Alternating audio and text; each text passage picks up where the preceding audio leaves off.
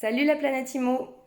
Alors voilà, à partir d'aujourd'hui, j'ai décidé de vous partager quelques anecdotes de mon travail au quotidien, notamment pour vous expliquer qu'une vente immobilière est loin d'être simple et que souvent, nous, en tant que professionnels de l'immobilier, on rencontre énormément de surprises, de contraintes et d'événements qui n'étaient pas du tout prévus. Donc, on est là justement pour essayer de lisser la charge émotionnelle pour vous, acquéreurs et vendeurs. Et souvent, vous ne le voyez pas. Et c'est vrai que moi, personnellement, je ne partage pas ce genre d'informations. Mais je trouve que c'est très important aujourd'hui de vous expliquer l'importance de mon rôle parce que justement, il y a beaucoup de surprises dans des ventes immobilières qui peuvent du coup casser à tout moment. Donc, je vais vous partager ma récente expérience d'hier avec mes clients acquéreurs-vendeurs. Donc j'étais chez le notaire pour signer la vente authentique, la réitération d'un appartement T4 à Villeurbanne. Tout s'est très bien passé entre les clients acquéreurs-vendeurs. Pour le coup, ça a été un dossier bien géré. Et mes chers clients vendeurs, en fait, avaient acheté au préalable une maison, donc en dehors de Lyon, pour profiter, voilà, avec leur famille d'espace extérieur. C'était vraiment leur souhait de quitter Lyon. Et donc, ils se sont un peu précipités au moment de l'achat de cette maison, ce que j'explique toujours à mes clients acquéreurs.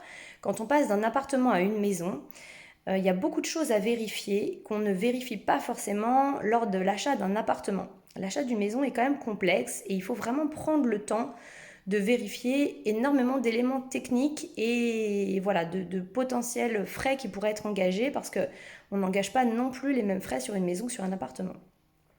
Le marché étant tendu, ils sont précipités un petit peu sur l'achat de cette maison qui était, ceci dit, très chouette. Et puis, ils ont emménagé dans cette maison, donc avant la vente de leur appartement. Et quelques jours après, déjà, ils se sont rendus compte qu'il y avait des soucis au niveau de l'électricité. Ensuite, quelques jours encore après, il y a eu quelques soucis d'infiltration d'eau. Et enfin, avec cette belle chaleur, ils ont voulu profiter ces derniers jours de la piscine, très jolie piscine, qui, au demeurant, n'avait jamais été remplie. C'est-à-dire que quand ils ont acheté la maison, ils ont signé le compromis de vente. Et pendant le compromis, la piscine était vide. Le temps a passé, ils ont signé ce qui s'appelle la réitération, donc la vente définitive. La piscine était toujours vide. Il faut savoir qu'en tant que professionnel de l'immobilier, avant chaque vente définitive, on refait un tour de la maison, un état des lieux, on vérifie que tout est OK, et notamment le fonctionnement technique, parce qu'une fois que le client acquéreur s'est engagé, il achète en l'état. Donc c'est vraiment important de vérifier que tout fonctionne. Et l'agent immobilier, tout le long de cette vente, lui avait dit non, non, mais il n'y a pas de souci, la piscine ne lui s'en sont jamais servis, elle est vide, mais il n'y a aucun souci. Il se trouve que les clients vendeurs n'étaient pas présents à la signature authentique et donc n'ont pas pu faire cette visite technique pour expliquer le fonctionnement de la maison aux clients acquéreurs.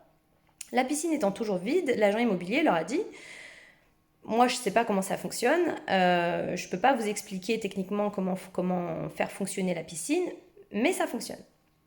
Bref, ils ont acheté en l'état. Et là, en voulant remplir la piscine, ils se sont rendus compte qu'elle n'était pas étanche et que quelques jours après, il n'y avait plus d'eau dans la piscine. Belle surprise, qu'on n'a absolument pas envie de rencontrer, bien sûr, une fois qu'on a dépensé beaucoup d'énergie mentale et aussi de dépenses lors d'un achat-revente.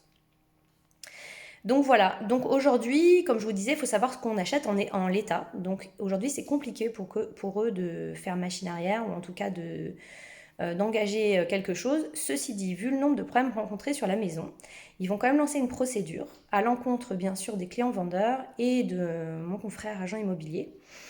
Donc c'est aussi pour vous expliquer que nous, en tant que professionnels de l'immobilier, on est vraiment exposés et que mon rôle, c'est vraiment d'être le plus transparente possible, de fournir toutes les informations aux acquéreurs, quelles qu'elles soient. S'il y a des soucis, tout le monde est engagé, donc c'est important de préciser voilà, tous les éléments concernant la maison et que nous, on passe au peigne fin toutes les pièces et tous les éléments techniques de la maison.